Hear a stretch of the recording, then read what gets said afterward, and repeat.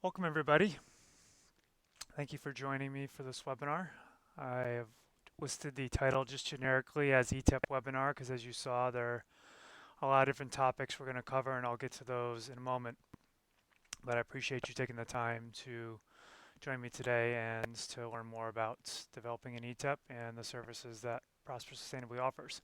I'm Josh Simmons. I am the Principal Consultant, Attorney, and Collaborative Strategist with Prosper Sustainably.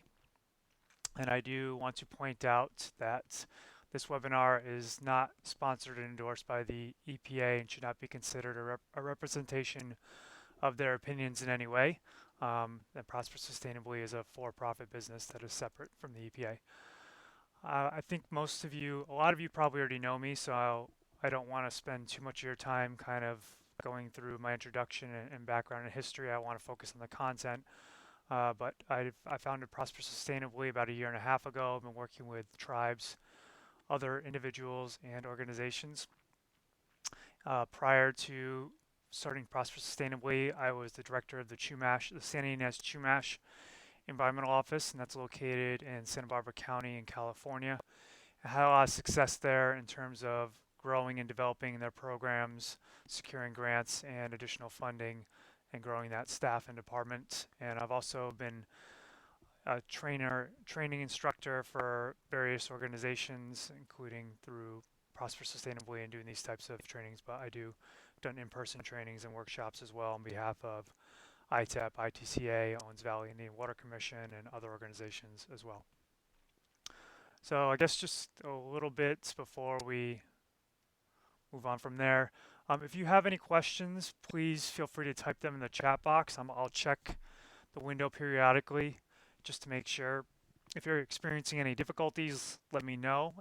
If I see that there's a bunch of people experiencing the same difficulty, then I'll understand that it might be on my side.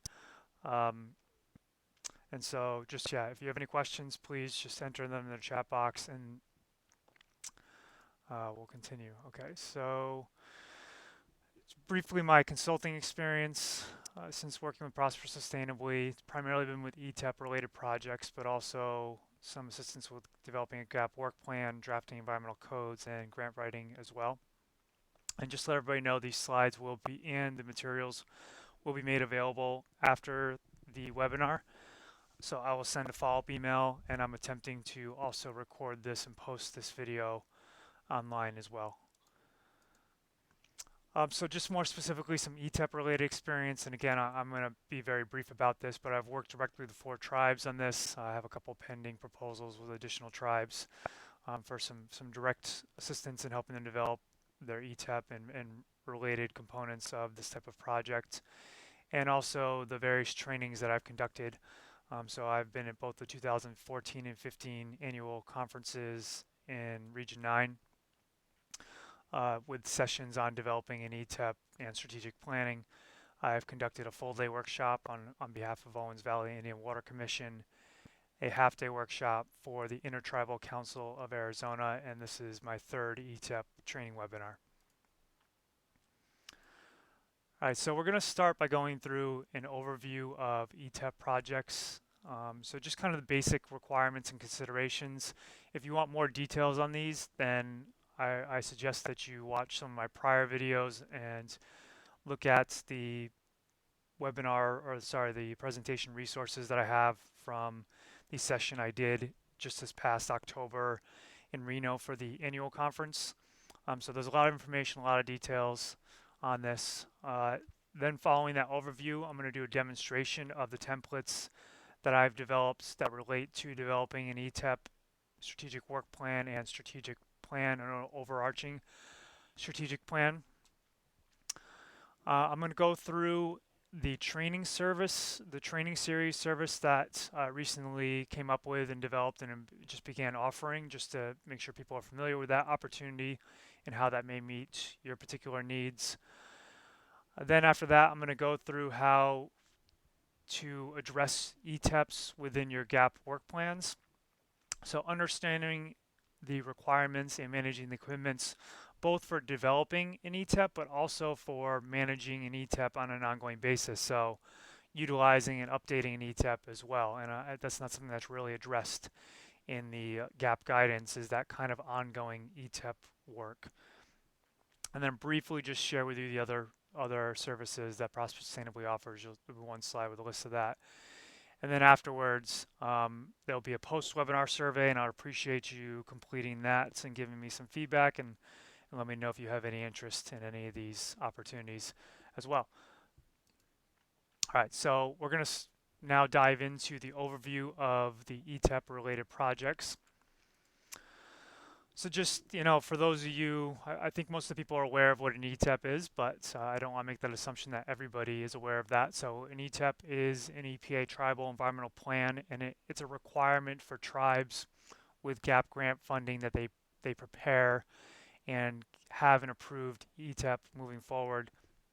Some of you may have already developed one, some of you may be in the process of developing one right now this fiscal year, and some of you may be slated to do one in the next fiscal year.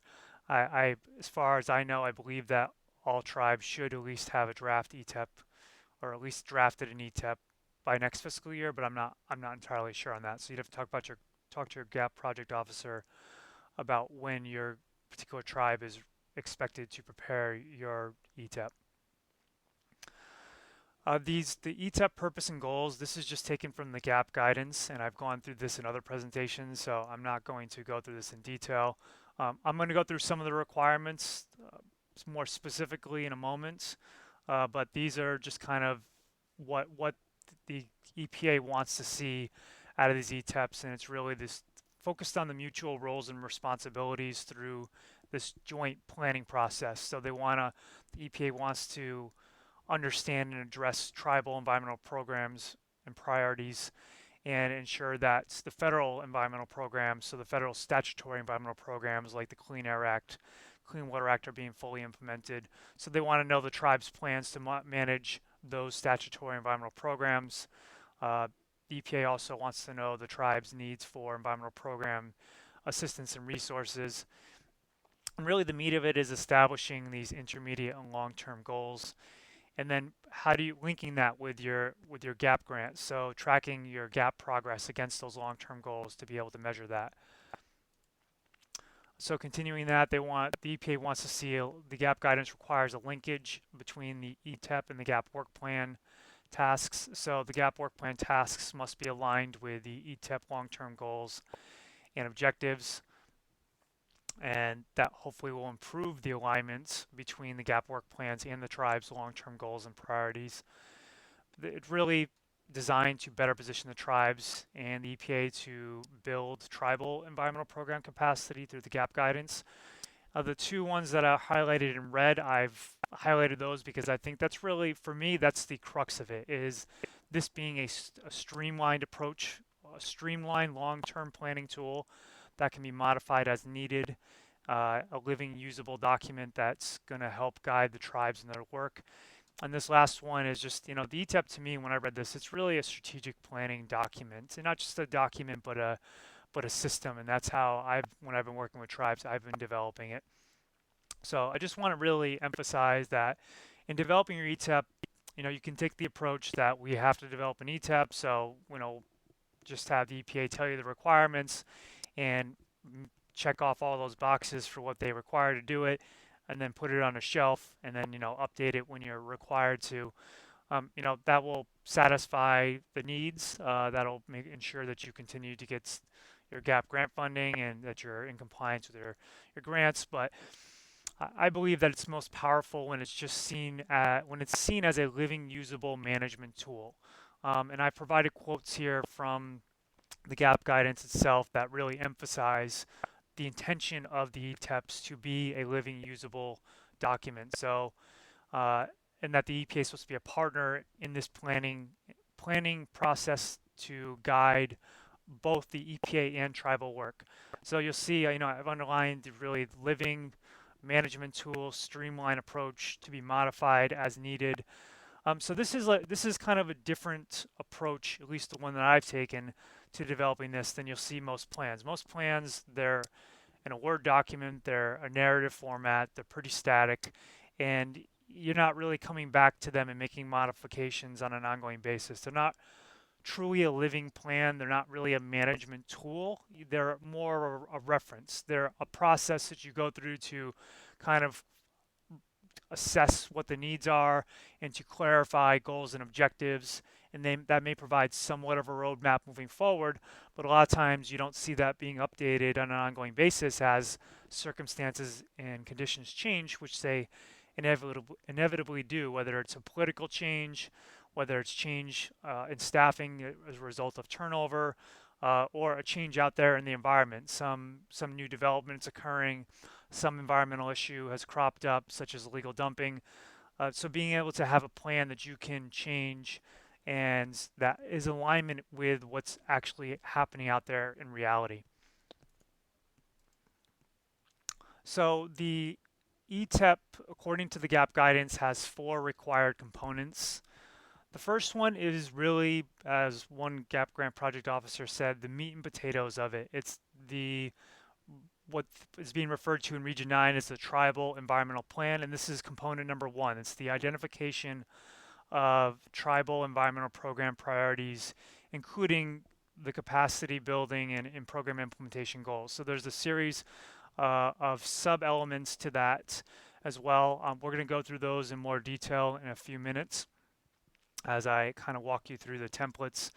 But that's that's really kind of the primary component that as a tribal environmental representative I'm going to be focused on is going to be on developing and fleshing out that.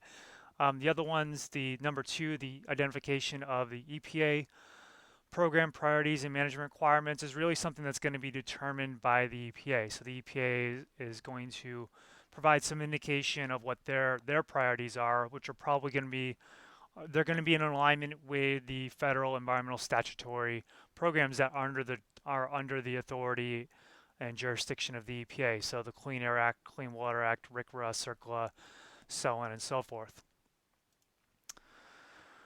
Also, number 3 is the inventory of regulated entities. This is in alignment with what I was just talking about. The EPA wants to see an inventory of entities within tribal jurisdiction that are regulated under these federal environmental statutes. So they want to make sure that they have a database right now of what they know is within the tribe's jurisdiction, and they want to make sure that database is up to date, making sure that they have the entities that require permits, the entities that are requiring inspections, perhaps underground storage tank inspections. Maybe it's a Clean Air Act or a Clean Water Act permit. So they want to know, making sure that they have a handle and they're aware of those particular entities. So they're going to be providing that initially and seeking the tribe's feedback on that, and a tribe could choose to expand that. And then the 4th required component is so you have with number 1 and number 2, you have an identification of the tribe's priorities and the EPA's priorities. And the tribe's priorities hopefully are going to involve goals and a series of objectives / milestones that are going to be accomplished or going to be pursued to accomplish those goals and meet those priorities.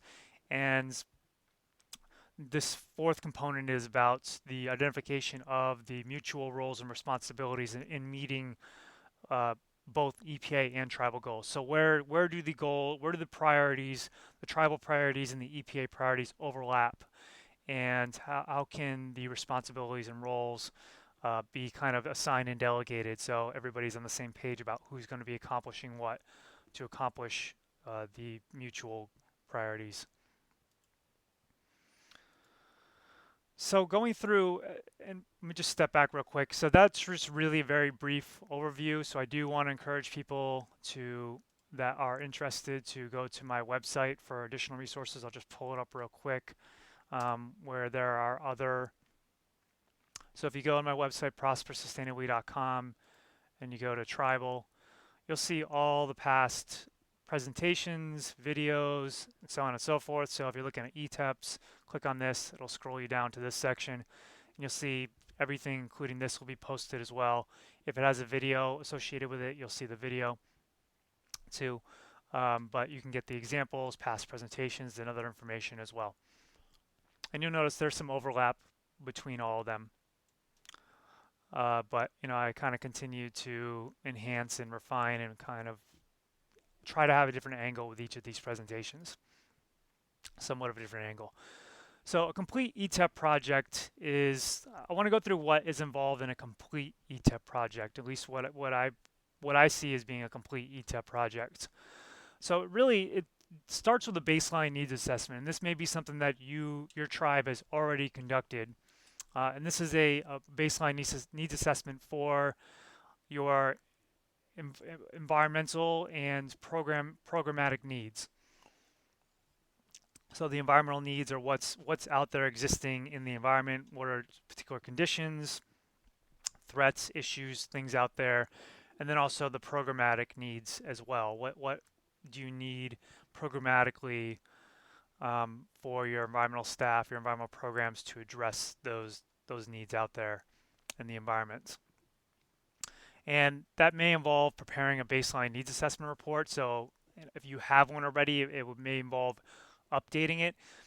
The projects I've worked on so far have not included conducting a formal baseline needs assessment, but every single project I do requires me to go through the process of doing a baseline needs assessment.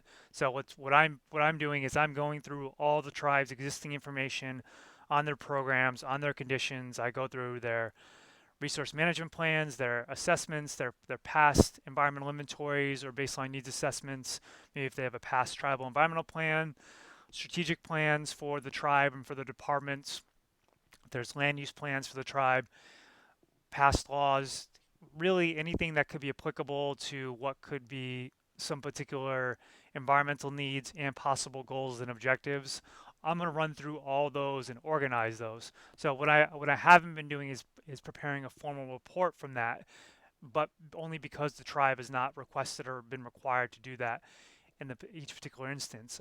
Although I am potentially going to be working with a tribe where I'm going to prepare a formal baseline needs assessment report, where I'm going to take that information, take that process I've been going through and formalize it so the tribe has a document that fleshes out all those particular needs by specific areas is how I'm going to organize that. So that's the precursor step, I believe, to preparing the EPA-Tribal Environmental Plan, which is the focus of this. And, the emphasis for the tribe is going to be on the TEP, the kind of component number one, the tribal programs and priorities. But I'm going to go through each aspect of that as well. So identifying and selecting the priority program areas is where I typically start. And then for each priority program area, your long-term goals. And you'll see some examples of this moving forward when I show you the sample ETEP strategic work plan template. And then pursuant to those long-term goals by each priority program area is going to be a series of intermediate objectives and milestones. And so those objectives and milestones are really going to be sub-goals. They're going to be the steps that need to be completed and pursued to achieve or at least make progress in meeting a long-term goal. And then after going through that process, or throughout that process, is going to be the initial drafting of the ETEP strategic work plan.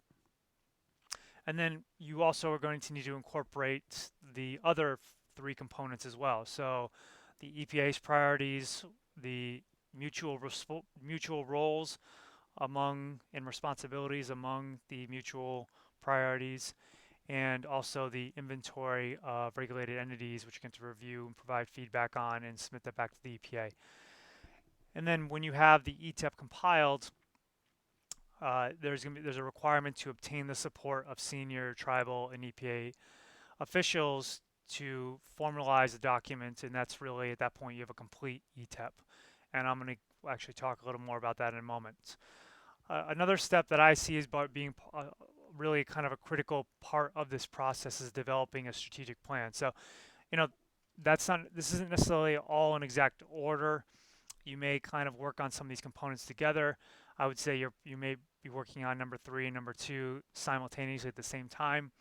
But having a strategic plan for your environmental department that provides guidance for the ETEP. So the ETEP is more of a strategic work plan that is how you accomplish a strategic plan.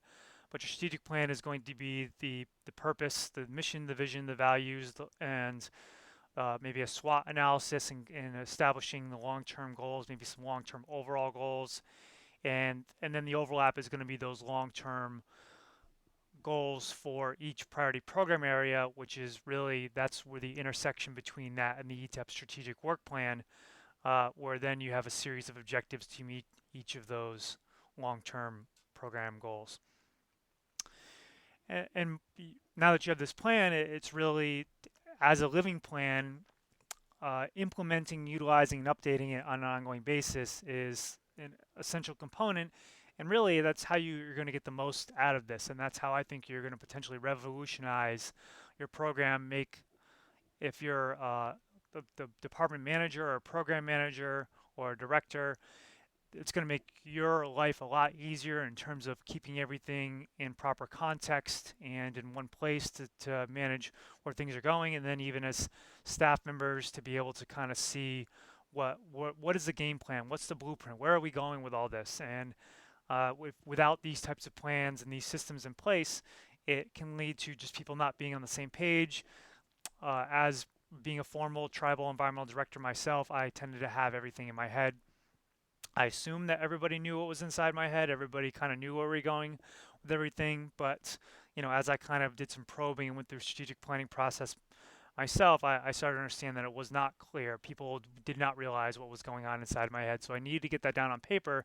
But also by doing that, I provide an opportunity for people to provide input to get involvement in this plan. So instead of just being my plan in my head, it's a shared plan in a document that's you can update and modify as needed, that really guides all the environmental programs in the most efficient, most effective manner possible in terms of funding, in terms of personnel, staff time, and other resources. And just also in terms of making sure you know what your goals are and you're actually continuing to make progress toward them. So in terms of preparing, utilizing, and updating, that can involve preparing your GAP work plan and doing the annual updates, and we're gonna get more into each of those as well.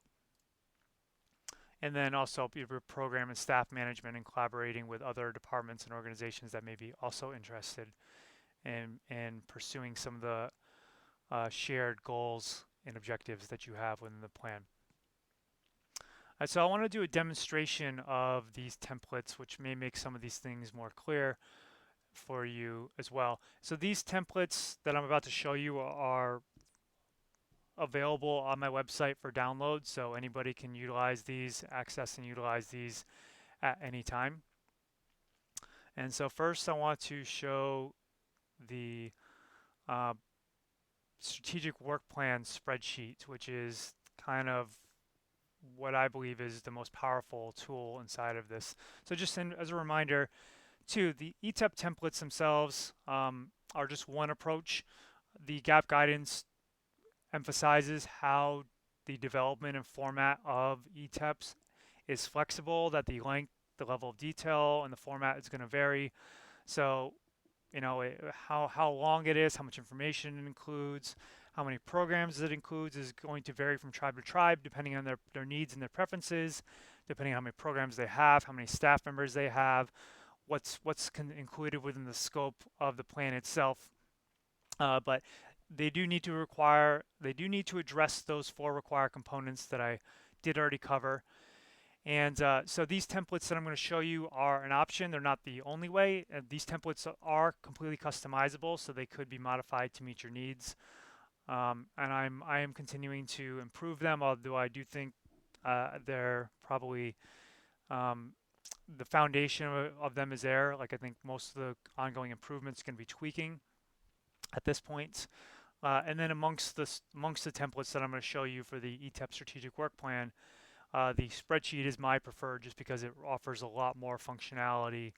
I think there's a lot more power to it. So let me show you that example.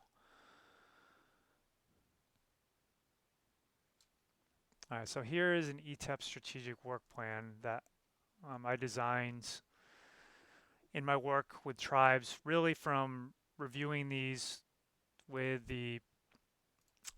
reviewing the GAP guidance and developing these to meet the tribe's needs. So I just want to unfilter things real quick just to show you all the areas themselves.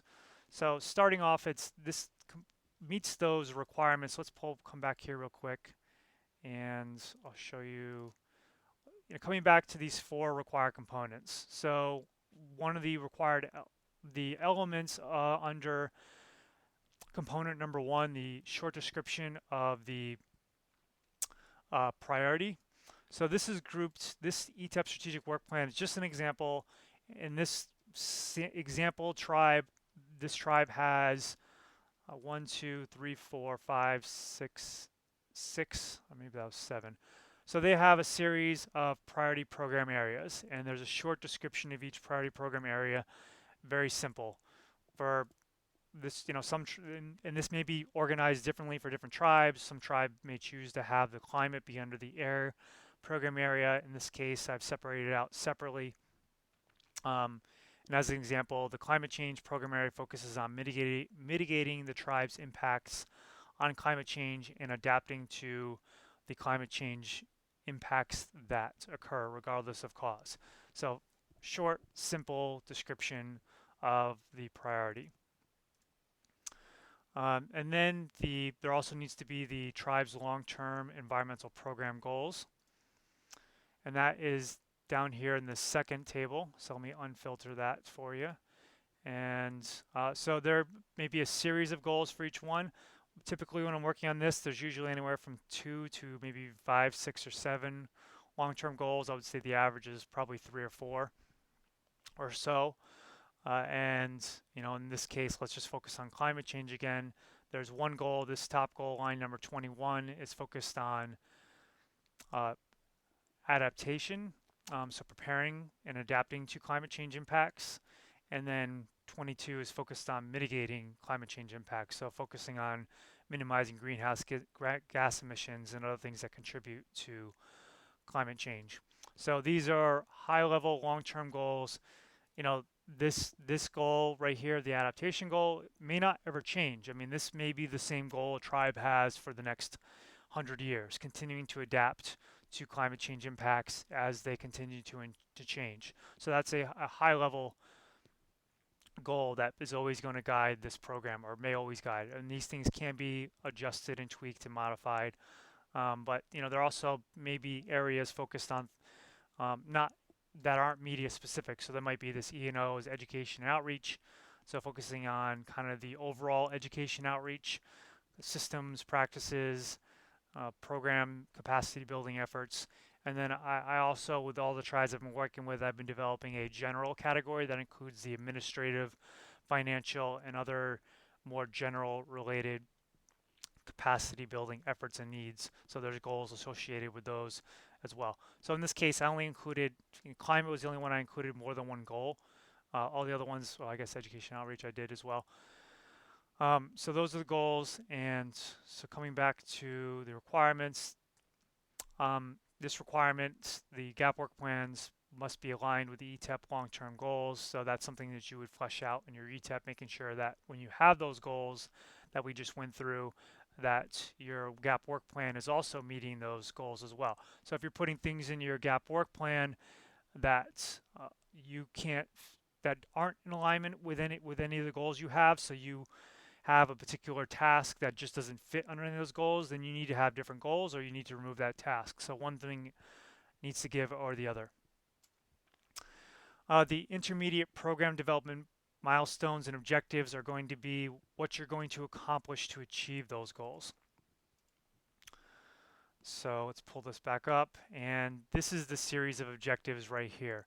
Really, this is the blueprint for your ETEP strategic work plan. This is the meat of it. This is the blueprint for your department, for your office, to be able to accomplish those goals in the most efficient, most effective manner possible. So there's a series of objectives listed by year. A recurring objective, so let's say if you had ongoing outdoor ambient air quality monitoring activities going on year in, year out, you would actually repeat that activity for each year so that you can make sure you're allocating sufficient staffing and funding resources toward that objective, which is going to accomplish probably a goal that's something like decreasing outdoor air pollution or eliminating outdoor air pollution. So each goal is listed by year. It also and it's also listed by, in this column E, it's listed by area, so you could sort them by area as well. I'll show you some of the functionality in a moment. Let's come back to these requirements. Another element of this is that the tribe's plans to manage authorized environmental programs must be included in the ETEP. So within this, let me show you how that's done in this particular plan. So let's scroll down to the bottom of this and go to the next table. Let's flesh this one out.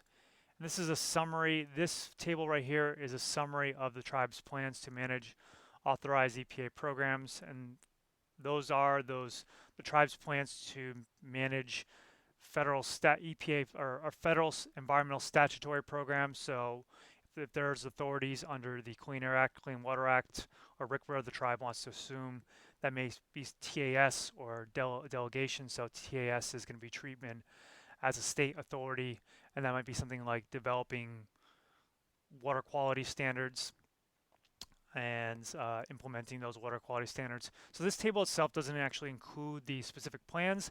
It just indicates whether there are plans or not. So in the cases of climate, and in cases of these four, they're not applicable because there really are no opportunities for a tribe to manage authorized environmental programs, at least none that I'm aware of. There are opportunities under the Clean Air Act, which are going to fall under the waste category, or I'm sorry, the air category.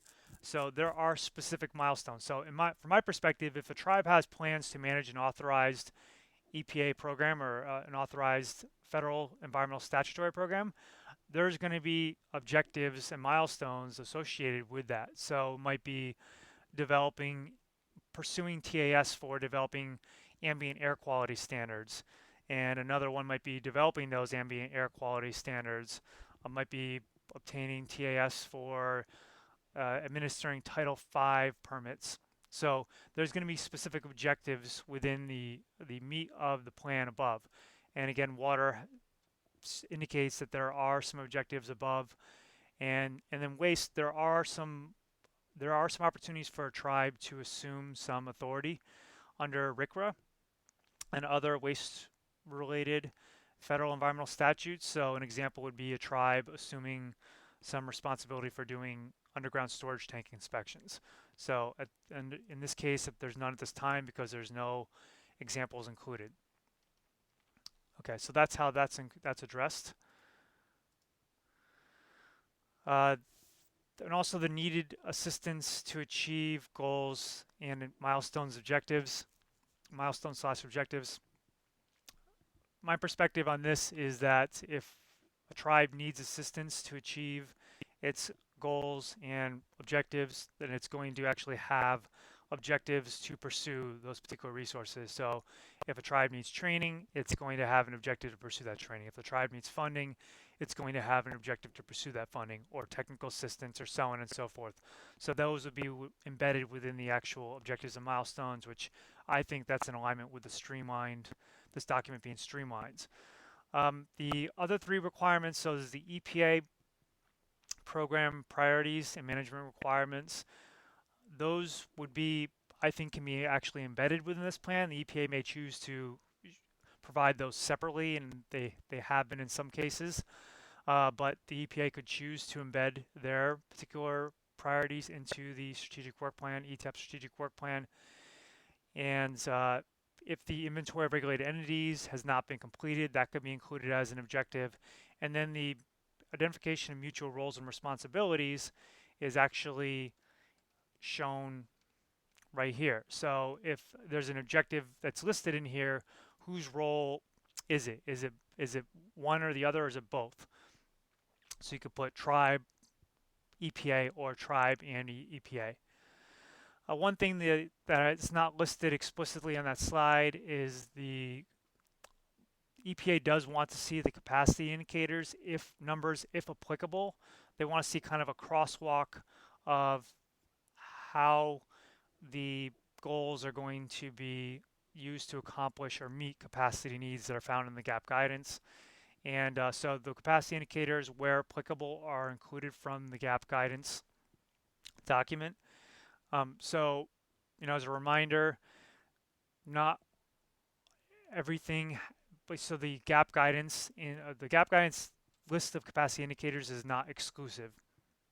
So the tribe could come up with capacity indicators that are eligible for funding under the GAP program and that are not actually listed already. And this is part of the process of going through that. So what I recommend is you develop this draft and then you go back to the EPA and you say, you have them go through these objectives one by one and ask them what is actually eligible for GAP funding and what is not. Doesn't mean you're going to get GAP funding for it, but at least you know whether it's actually eligible. And if it's not eligible, then you can ask why is it not eligible and find out whether it can be tweaked or modified to make it eligible. Maybe just something about the language that makes it not eligible. Maybe it can be reframed in terms of it being a capacity building rather than an implementation objective. Or maybe it's just an activity that's not covered under GAP or under any EPA programs. So I would also ask too, if it's not GAP eligible, are there any other EPA funding sources they believe it would be eligible for, so that you can be aware of where else you possibly can pursue one through. All right, so let me just also just show you, provide a little more demonstration about what can be done with this as well, why it's such a powerful tool. So unlike a Word document, you can filter and sort things. So you can filter things in alphabetical order. So let's filter out, and let's just say we have a meeting with our staff member who's focused on the tribe's climate change efforts. So we want to filter everything else out and be able to have a conversation with them that just focuses on what the climate change goals and objectives are. So we go through this and we unselect everything else and we just focus on climate change. And let's say too that we don't want to know, we just want to focus on this year or this upcoming year. So let's say this is fiscal year 15, 16. And so we want to make sure that we are making progress toward the objectives the tribe has established. So we filter everything out. We just look at 2016's objectives for the climate change program. We have that conversation, and you can filter this one out as well. So there's lots of ways these things can be manipulated and sorted and just very easily and clearly to be able to communicate these things with staff members and with other stakeholders as well. Now, one thing that has been brought up is that not everybody wants to go through a spreadsheet or have access to a spreadsheet. So, how can this be printed? How can this be shared? How can somebody update it using track changes, which is not actually a function available in Excel? Well, at least it's not a good function in Excel. So you can convert this into a Word document or printable format as well. I'm not going to actually go through the details of doing that. I don't want to spend the time doing that, but I just want to show you it pretty quickly. I mean, I could have done this in 2 minutes or less, where I just selected those things and copied and pasted them. Well, actually, that's just really what it was. It was copy and pasting it. It was putting this in a landscape format, making sure this document was the right size. And then I can print this out. I can submit this to staff members, to leadership, to the EPA, enable track changes. And then if a tribe or somebody wants to make a change, let's say they want to delete something, you can use track changes to see what's going on and make additions. So a way that this can kind of easily be shared and converted into a Word format. A copy of that document is available online as well. So some of the more powerful stuff in this too is being able to manage your staffing. So if we unfilter this, I did a hypothetical. Really the requirements are all within these first 5 columns. So you need the year because you need to show the time frame. You need the objective. You need to show the capacity indicator numbers. You need to show the role. And for organization purposes, you need to have the area. I have included a category because that makes it a little easier to sort. I have some kind of general categories that I've used to be able to kind of quickly filter specific activities. And then you can add a lot of other information as well. So it's just really customizable. And as you can see, these things are aligned with what you may actually include in your GAP work plan. So, or you may have pulled some of these from an existing work plan as well. So this is where if you can include that. If you put some outputs and deliverables, you need to include that already. If there's outcomes, due dates, primary staff responsibilities, you can add work years as well. You can list other sources, estimated costs, notes, links, references, lots of information that you can include. You also can run reports if this is set up and you populate it. If you, let's say for 2016, you actually went through all of the objectives and you estimated the number of work years per staff member and you totaled them up, you could run a pivot table report very quickly and see uh, how many work years are associated with each staff member. So in this case, you'll see that the environmental technician is at 1.12 work years and the environmental director, they're both perhaps being overutilized, so you may need to delegate some of those responsibilities or shift them to next year. So that's really how this is a prioritization tool. You go through, you fill in this information, it helps you understand what can and cannot be accomplished based on your estimates. So then you could go back here and see that, okay, well, the environmental director, let's filter out the environmental director activities, know that we need to shift something to next year, and you could, there's ways to hide these. You don't have to scroll back and forth. I'll just do that really quickly. Let's hide that. Let's hide these guys as well. Hide the due dates. And then we can see these right next to each other. Let's make that a little smaller. And then we can go through and say, okay, well, according to this table, the environmental director is at 1.2 work years. So we have to shift some activities. So what can be shifted maybe to next year? And I'm just going to kind of arbitrarily go down.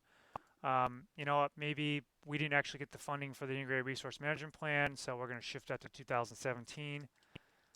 And let's go back and let's delete that. Or we can leave it there, that's fine. But it's shifted to 2017, let's update this table. And then it updates the went from 1.22 to 1.06.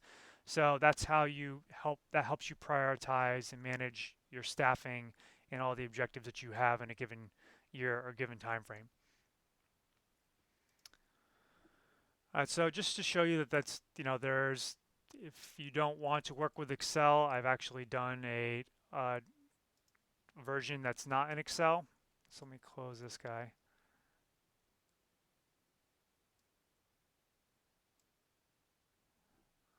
So hopefully that was just an error for the Excel. Can everybody hear me still? Please just respond. I want to make sure I'm not having any kind of ongoing issue. Leanne, are you able to hear me? Can you just type in the chat box real quick?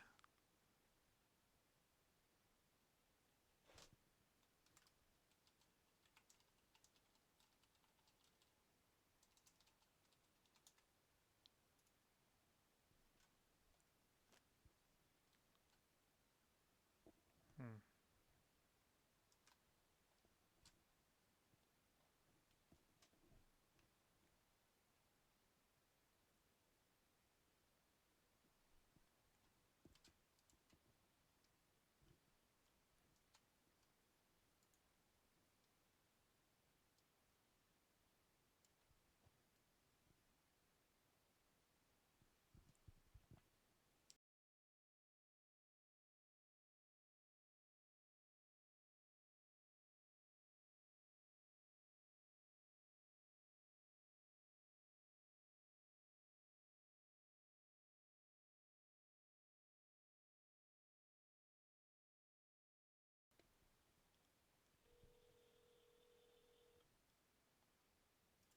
Hey, Leanne, are you able to hear me?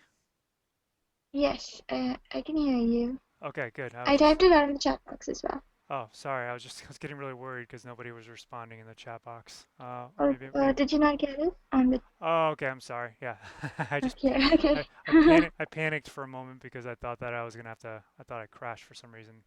Oh no no. I'll text you if anything like that happens. Great. Thank you. All right. Okay. All right, buddy. Well, I'm glad you're all still with me. Uh, so let me show you a Word version of kind of a similar thing. So here is a Word example. This has all the same exact elements and it's just included in a Word functionality. and it's just less. It's not as easy to update, to manipulate. It's not as you can't really use it as much as a management tool, but I still like having these things listed as bullet points rather than as a full-out narrative, just because it just makes it more manageable. It's more of a blueprint. It makes it more actionable. It's more likely to be a living plan rather than a static plan that sits on a shelf. And I have a version of that included with I have a version of that included on my website with instructions as well. And I'll be resending that out after and reposting that after this webinar. So one other thing I want to show you an example of, I talked about there being developing a strategic plan as well, and I want to show you a strategic plan template and what that looks like.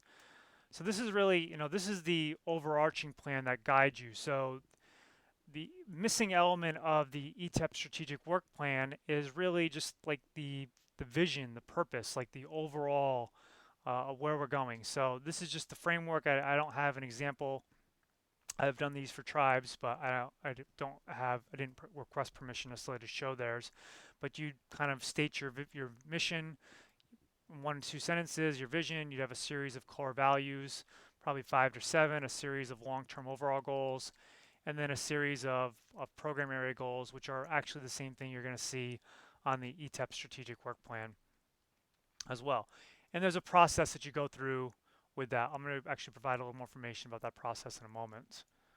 But you may want to have a strategic planning retreat to gather that information. May want to send out a questionnaire, and it's an opportunity to get everybody together and get everybody on the same page, and to inspire people. You want to hopefully have an inspiring mission and vision for your department that helps motivate people in the work that they're doing. Okay, so I'm gonna briefly share with you the new service that I've developed that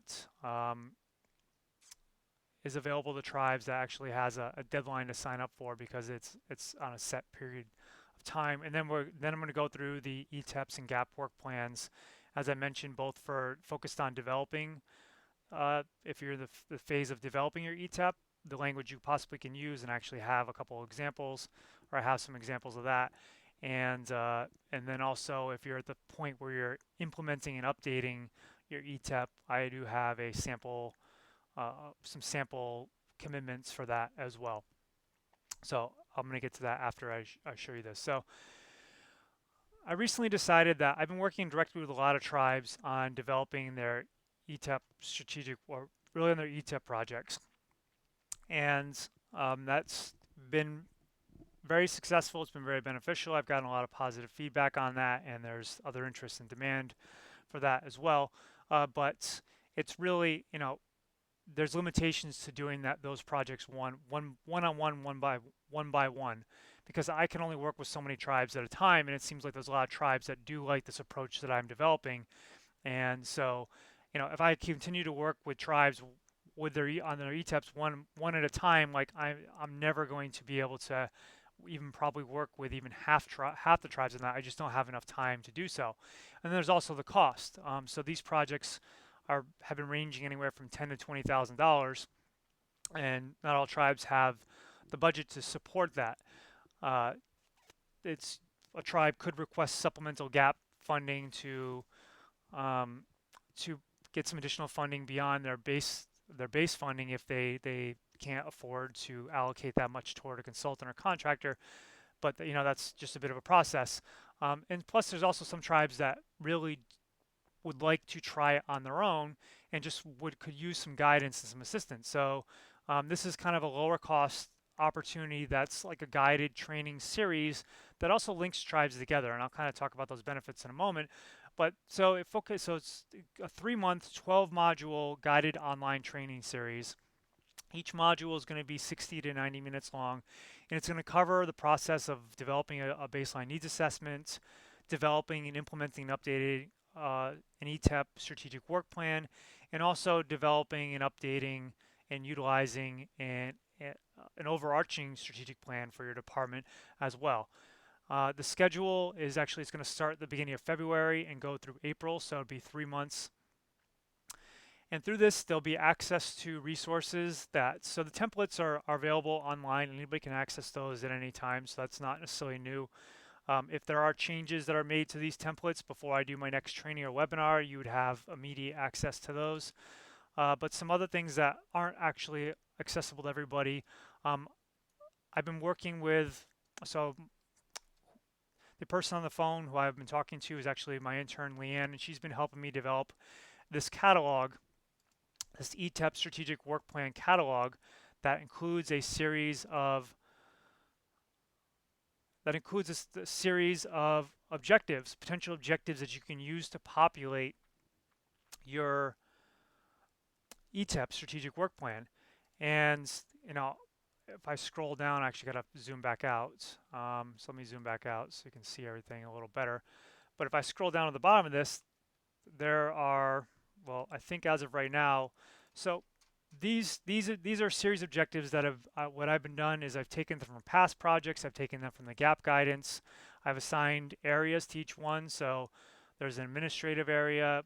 Well, some of them are aligned with the gap guidance, some are aligned with the tribes I've been working with, but so there might be air, water, waste, environmental emergencies, general education outreach, climate, uh, and then for a lot of them, I have capacity indicator numbers already linked to them, possible roles, if you want to subcategorize them as well. And so this is a growing list. Right now, I believe it's at 1,300 possible objectives that you could include. And then we're going to be working on developing a catalog of overarching goals for these objectives and also a catalog of description of program areas.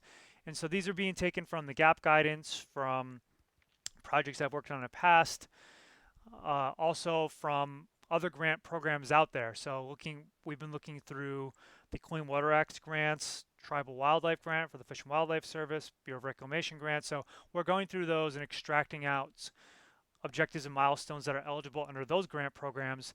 And in this catalog, it'll actually show the source of where it came from so that you know where, if it's associated with a particular funding opportunity, you know to go to that funding opportunity to possibly pursue funding for pursuing that objective. So that's one resource that's going to be available to people who are participating in the training. Another one is, so when I do strategic planning with tribes, I actually develop a strategic planning questionnaire that helps them evaluate or discern their mission, vision, values, goals, and objectives.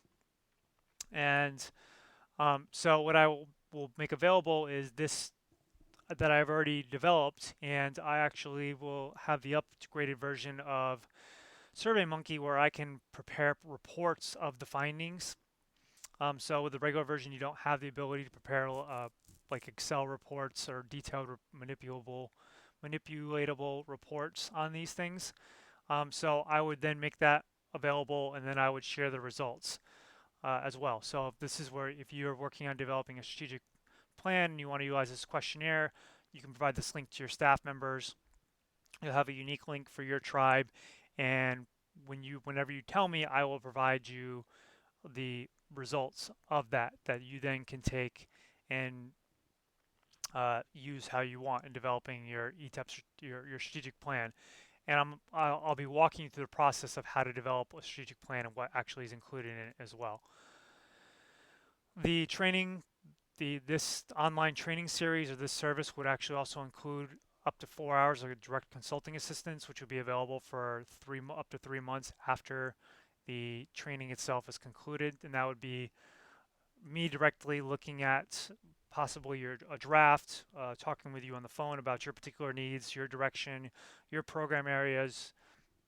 So whatever assistance you may need, up to 4 hours of that. I think a really unique thing about this would be a connection with, and a really beneficial thing is connection with cohort members. So there's going to be a cohort of tribes that'll be involved in this that are all going through this process at the same point, at the same time. And so I'm going to facilitate a group email conversation so we can share ideas, we can share challenges, concerns with one another, so we can benefit from each other's both learnings and roadblocks. And if there's some kind of common challenges out there or common concerns that need to be addressed at a higher level with the EPA or something like that, then there's actually going to be at least 6 tribes that are going to have that same concern, and to be able to kind of communicate that with 6 tribes or more tribes, I think it's going to be more powerful, and it's going to ensure a more consistent resolution of some of these common concerns. There'll be additional periodic Q&A webinars, so there'll probably 1 to 3 Q&A webinars that are going to be half an hour to an hour each. They'll just be an open session to be able to, so in addition to the direct consulting assistance, you have an opportunity to ask me questions during these Q&A webinars. And then there'll be ongoing access to the video recorders of each webinar module. So I understand that not every single person is going to be able to participate in every webinar all the time, so there'll be that access to the video recordings, and that you could play those for stakeholders and staff members within your department as well. I mean, so if if you are signed up for this, you could have everybody in the room watching this if you want. So here's just a summary of the training module topics, and also just so you know, I've included in the handouts, I've included a complete description of the ETEP training series. It's downloadable. It's just an Adobe Acrobat file or a PDF file. And so just in a summary of this, understanding the ETEP requirements, and that's going through that in a lot more detail than I've even gone through here, so you fully understand what's actually required of you. And this going through all the phases of developing a baseline needs assessment, providing a template and the steps to develop that, walking through that process, doing the scoping process for your ETEP, so identifying the priority program areas, and then fleshing out that ETEP strategic work plan. So you're going to take that information you gathered within the baseline needs assessment process, and then you're going to identify and select goals and objectives. You'll have access to that catalog that I developed, so you can just cut and paste ones that have already been crafted.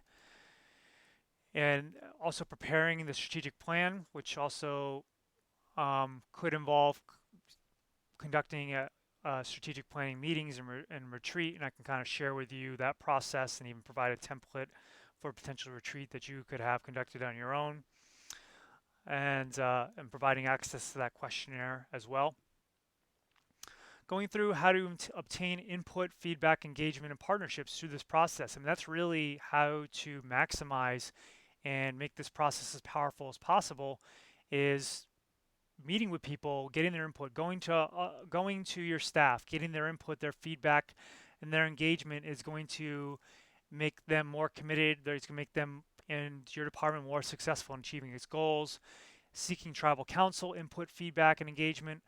Other departments that have overlapping responsibilities or that have some environmental issues or opportunities that are under their particular authority, and then also seeking outside partnerships as well. There'll be modules focused on utilizing the strategic plan and ETEP strategic work plan. Some of it includes kind of obtaining that feedback and input on an ongoing basis, but this is kind of utilizing it for guiding your staff, going through and populating it, printing it, putting all the staff time in there, using pivot tables. So all the things you possibly could do with this, the functionality of it, and how you utilize and update it on an ongoing basis as well. So some of the ETEP development needs that I've kind of seen out there are just really there's a need for a clear and guided process for developing an ETEP, and that's really what this is trying to, well, that's what all of these are trying to meet. I've also found that there's a need for ongoing ETEP development support. So not just, I've been offering these webinars one at a time here and there, and for me, this is kind of a way for me to market my capabilities and services while at the same time providing some free resources that are beneficial to everybody. But I can't provide this ongoing support, and the EPA support is kind of limited in their perspective. They're limited in their perspective is on their programs and their priorities. They're limited in how they can help you crafting the tribe's programs and priorities and goals and objectives. And so they can provide some support, but it's kind of limited.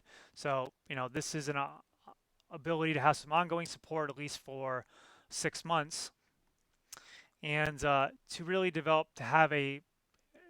be guided in developing a usable template that is truly a living management tool. One thing that I found in talking with most tribes is that they're concerned that they're going to miss something. Like there's going to be some possible goals and objectives or some needs out there that they're going to miss. And so this really provides, through the catalog and through the trainings, it's going to make sure that you're exposed to all the possible goals and objectives out there to make sure that you are incorporating everything into your plan. So, the ideas for the environmental and program needs, and also the ideas for possible program areas, goals, and objectives. It's a segmented, so believe there's also a need for a segmented, extended, and digestible hands-on training for this.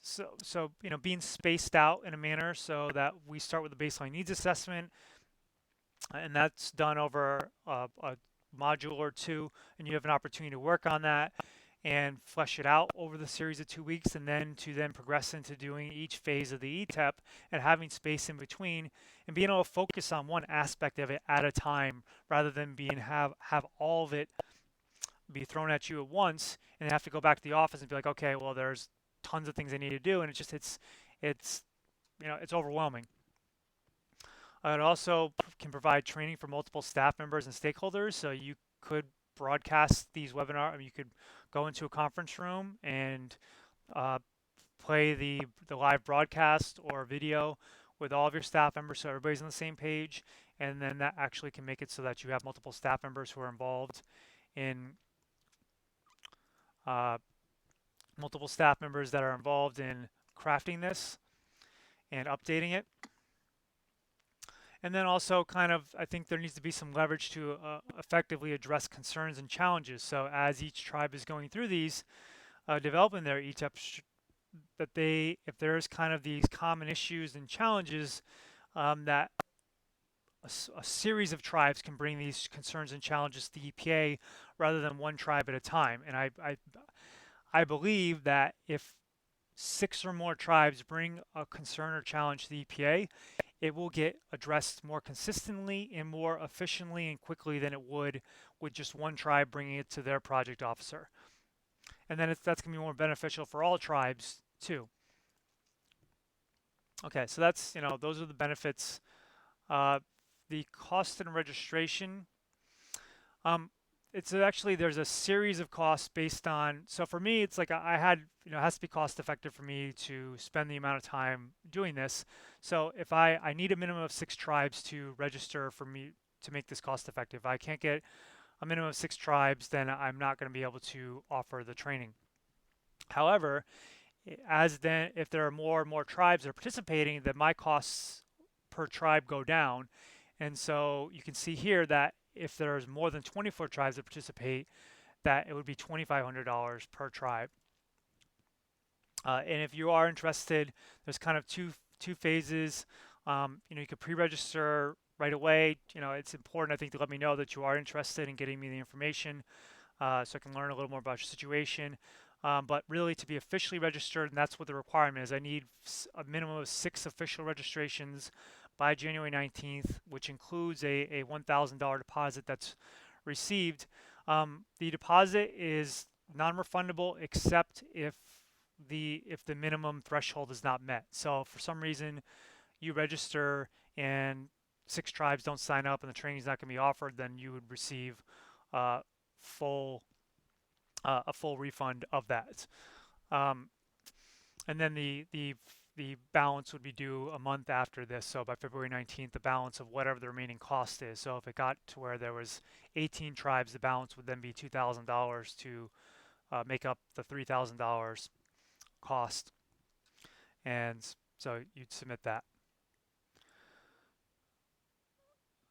So let me just stop real quick and look at some of the questions. I was looking at the wrong place before.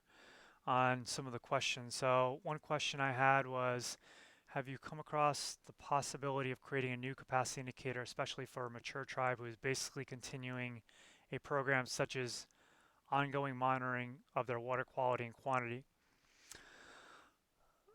So that's a good question, and the I mean, you'd have when I'm developing these, there's definitely new capacity indicators that don't have one associated with them that's being developed. So when I'm developing these, I will associate them with any capacity indicator they possibly could be associated with. Continuing the ongoing water quality and quantity monitoring is probably going to be covered under your Clean Water Act grant, so would be 106.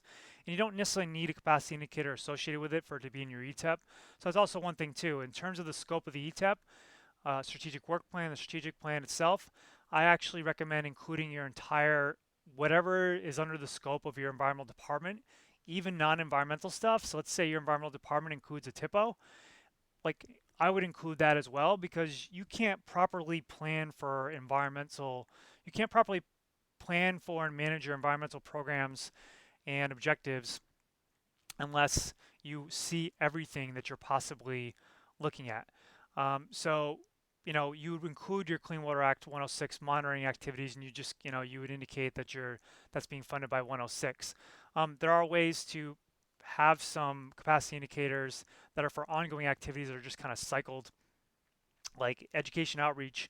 One example would be if you're focusing on waste management or waste related education outreach, you just cycle through the focus every year. So instead of focusing on events like doing cleanup events or doing an Earth Day, you focus on cycling through composting in 2016. Next year you focus on recycling in 2017. Year after that you focus on household hazardous waste. Year after that you focus on legal dumping, and then you actually, in 4 years, the composting one you did in 2016, those materials are out of date and those activities are out of date. So you need to come back and redesign, redevelop, repilot those activities and those materials so you actually can come back and look at those again in 4 years. So that's how you kind of cycle through and continue ongoing education outreach. So it's kind of a roundabout question or answer to your question. So hopefully that helps. And we could always have a separate call later on if you want to discuss that further. So I do want to get into the ETEP and GAP work plans right now. So these are some considerations for your preparing your GAP work plan if you're at the phase of developing an ETEP. And after that, I'm going to talk about if you already have an existing ETEP, what are some considerations. So one thing is to consider is that the development and format options are supposed to be flexible. This is emphasized throughout the guidance that that the ETEPs may vary from tribe to tribe, the specific format and approach, maximum flexibility is provided, and there's some examples of that, but realize that these are just examples. So none of these examples are prescriptive or how you need to do it, they're how you could do it. So a narrative document is not required by the GAP guidance. So I would personally, you could have it be a narrative document, but I would not, in my work plan, I would not state that it's a narrative document. I'd just say I'm developing an ETEP. Also, I think it's important to focus on producing a living, usable management tool. So putting in the word living, you can put that kind of language to reemphasize it, but just focusing your whole process of developing an ETEP on making sure that this is the result, is a living, usable management tool, something that's not going to sit on the shelf. When you're crafting this, I'm seeing in a lot of tribes that they're either having something like a joint cover letter with signatures from the tribal council or a tribal council resolution. So the GAP guidance itself requires the support of senior tribal officials, senior EPA and tribal officials. It does not require a tribal council resolution, which can be a difficult thing to get for a lot of people. And I also think it doesn't really support this being a living document. If you get a tribal council resolution, that's usually going to be something more static. They may look at that more closely. A signature itself is not actually explicitly required by the GAP guidance. So you got to talk to your project officer whether you need a signature. You're going to need some indication of support. So it might just be that maybe the elected tribal council meets and they review it and they indicate in their minutes that they've reviewed it and they're supportive of it. Maybe that's sufficient. Uh, a letter signed by the chairperson should meet this requirement. So just having your chairperson have a cover letter that says that they're supportive of it. I recommend emphasize that the support is for the joint planning process itself instead of the plan. Like you don't want to have a plan and have it be supported as if it's not going to change because this plan is supposed to be living. It's supposed to change on an ongoing basis. So I would recommend having the language of that support focus on the support for the joint planning process and for the plan as it stands with the understanding that it's going to continue to be updated by the responsible people, whether that be the program managers, basically the environmental department. So including language the that they're supportive of, of the plan and of the ongoing uh, revision of updating of the plan by whatever responsible department. So I emphasize their support. I also want to emphasize officials because officials are going to vary from tribe to tribe. And so you'll need to identify those. In some cases, typically the officials are going to be the people who have the authority to assign an agreement regarding a matter. The tribe can delegate the authority in limited circumstances for signing agreements for a particular matter. So, could be in your tribe, it's just a tribal chairperson is the only one who can sign agreements, or that an agreement can only be signed by, maybe needs multiple signatures, or maybe the tribal administrator has the authority to sign agreements for particular things. In some cases, the environmental director or program manager may actually have that authority, and that's really going to vary from tribe to tribe. And when you're doing this, if you are planning on including training costs or consultant costs, if you're at this point, you definitely want to include those. And that PDF that I included provides you, actually, I can pull it up real quick. So one thing that I included that I thought may be helpful was some estimated costs for add-on services. So, and that's actually one other kind of feature of this as well, is these are estimated prices for additional services. So for if you had me directly working with you on conducting your baseline needs assessment, preparing your report, developing your ETEP strategic work plan. So basically I'm working with you, I'm gathering this information, and I'm drafting these on your behalf. With strategic planning, I'm drafting your strategic plan, I'm gathering the information. This could be with or without a strategic planning retreat, and there's also an option for additional consulting assistance as well. But if you got the developing an ETEP strategic work plan service, if you contracted with me to do that, and one either a baseline needs assessment or a strategic plan on top of it, you'd actually get the training at no cost. So anybody who contracts with me before the training begins to do that will essentially get the training for free. But if you don't want the training, if you just want direct assistance, and these are the costs for that, estimated costs, so that will vary from tribe to tribe. It doesn't include travel costs as well, and I did provide an asterisk that provided an estimate of what they could be. That just kind of depends on how many days and the location. So that's downloadable. I'll make that's available on the website as well. All right, let me show you an example of. So I spent a little time right before this webinar preparing a sample work plan, and I just put the critical information in here. I'm going to make this available as well. Where I put, this is really like, for me, I kind of went through what would be, if I was working with a tribe, or if I was a tribe and I wanted to utilize this approach, what would be like the ideal work plan?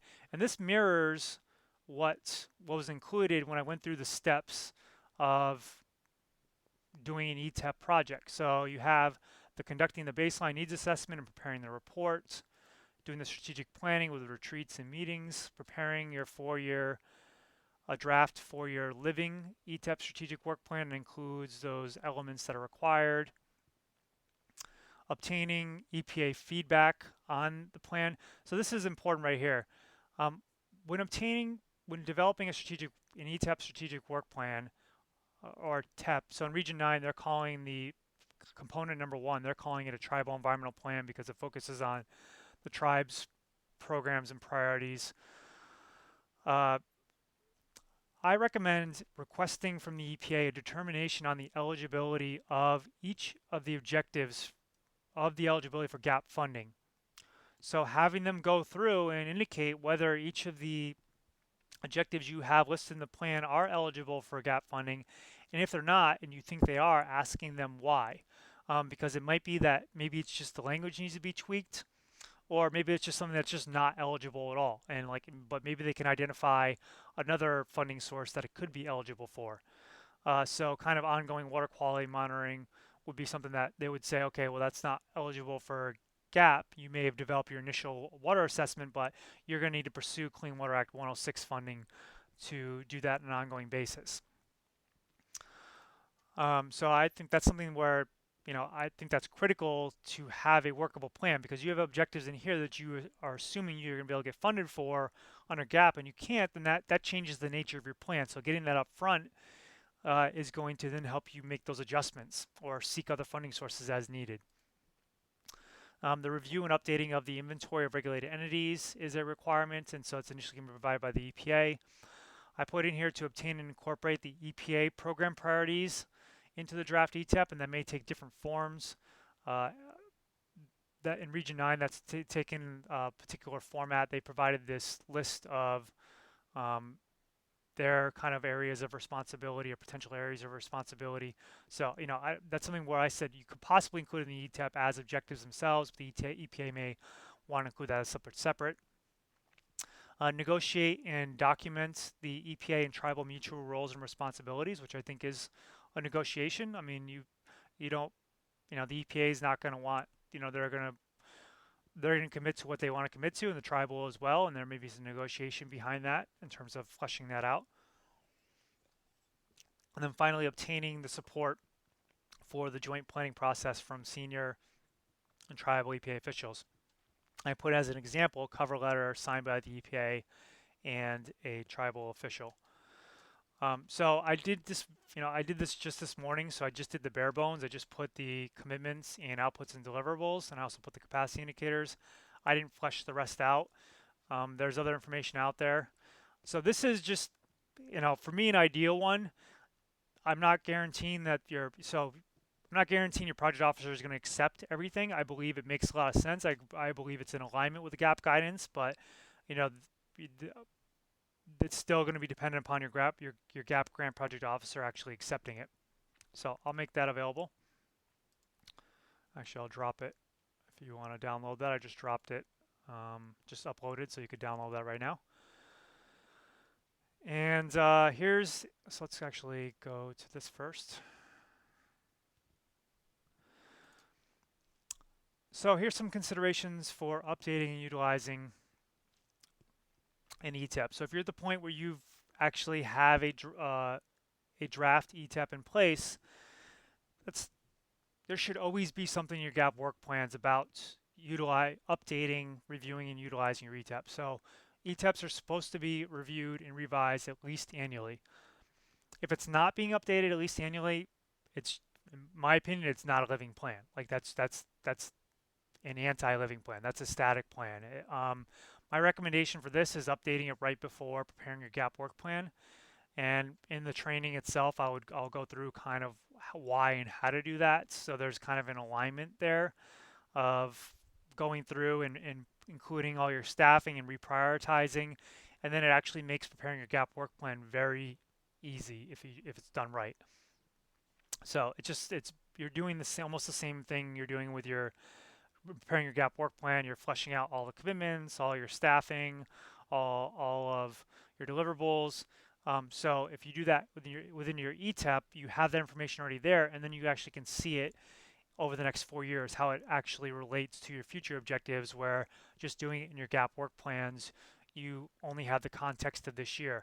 And what I've done in the past, and what a lot of you probably have done as well, and this might be changing some more, is when I'm developing my GAP work plan, I tend to go to, when I used to do it, I would first usually go back to my last year's work plan, and I would cut and paste and there really wouldn't be as much flow and evolution in my plans as there could be.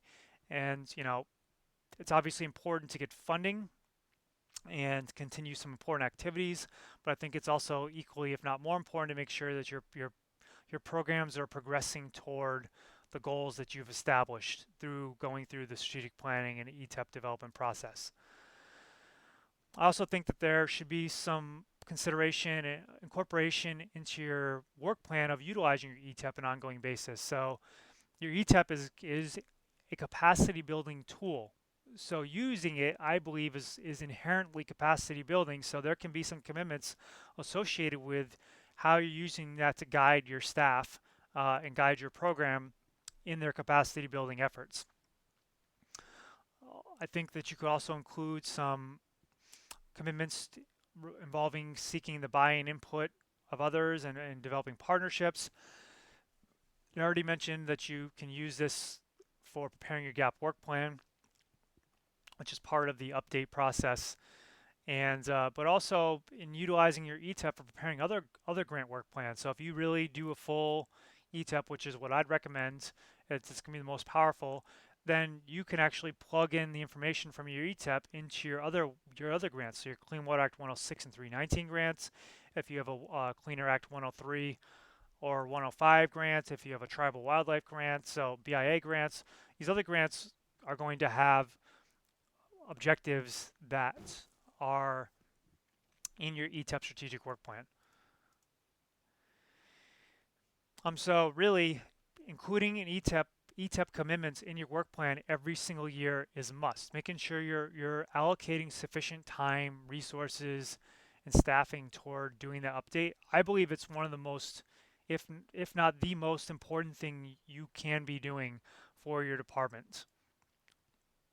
So let me show you an example of a work plan that covers that. So again, I didn't include, the only thing I focused on was I put the capacity indicators, commitments, and deliverables. And this is, I can't guarantee your project officer is going to accept this, but this is what I think is in alignment with the GAP guidance of what can and should be included. I believe that there should be, your baseline needs assessment is something that I think can and should be reviewed on an annual basis, and it could be tweaked too, so updated as needed. But coming back to that and seeing if conditions and needs have changed, which then is going to influence how your ETEP is going to change. Doing the same thing with your strategic plan. So the strategic plan for your tribal environmental department, looking at the mission, vision, values, goals, maybe reconducting a SWOT analysis and tweaking it, making adjustments as needed because conditions and things may have changed. This third one, reviewing and updating your living ETEP strategic work plan or tribal environmental plan. So I didn't put and updated as needed. This needs to be updated. It should be updated every single year. And in the case of the plans that I developed, like they're updated to be perpetual 4-year plans. So in drafting your initial plan, you develop a 4-year plan, let's say covering 2016 and 2019. By the end of 2016, you would actually update it to archive 2016 objectives and update all the objectives for 17, 18, and 19, and then add objectives for 2020. So you always have a 4-year plan. So this is never, you never spend nearly as much time as you spent initially on the updates, and it helps you keep your pulse on the environmental office. Where are you at? Where do you want to go? How do you stay in alignment with those goals? How do you maximize your resources to achieve your goals and objectives? And this is how you do it.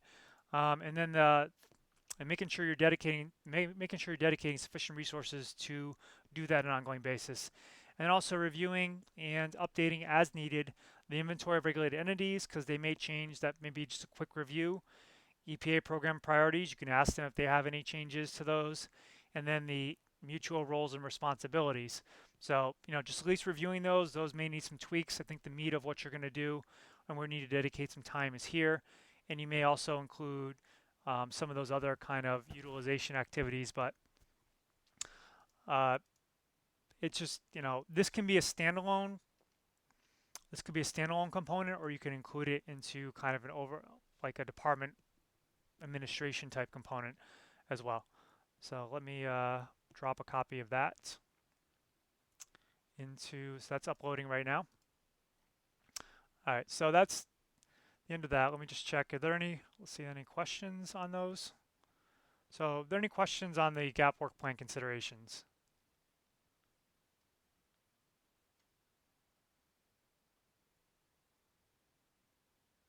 And let me see. I'm still getting used to using GoToMeeting.